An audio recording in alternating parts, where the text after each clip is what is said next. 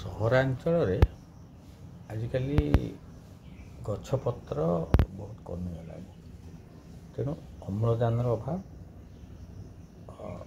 ସେଇ ଦୃଷ୍ଟିରୁ ଯେଉଁ ବାଲକୋନି ରହିଛି ଆପଣଙ୍କ ଘରେ, ସେଥିରେ କିଛି ଯେଉଁ ଗଛ ଗୁଡ଼ିକ ଛାଇରେ ହେଇପାରେ, ସେଇ ଗଛ ଗୁଡ଼ିକ ଯଦି ଲଗେଇବେ ତାହେଲେ ଆପଣ ଯଥେଷ୍ଟ ଅମ୍ଳଜାନ ପାଇପାରିବେ। ଆପଣଙ୍କ ପରିବେଶ ଠିକ୍ ରହିବ, ପରିବେଶ ସନ୍ତୁଳନ ରହିବ, ଆପଣଙ୍କ ସ୍ୱାସ୍ଥ୍ୟ ମଧ୍ୟ ଠିକ୍ ରହିବ। ସେହିଭଳି କେତୋଟି ଗଛ ଆପଣଙ୍କୁ ଦେଖାଉଛି। ସେଇ ଗଛ ଆପଣ ଛାତରେ ଲଗାଇ ପାରିବେ।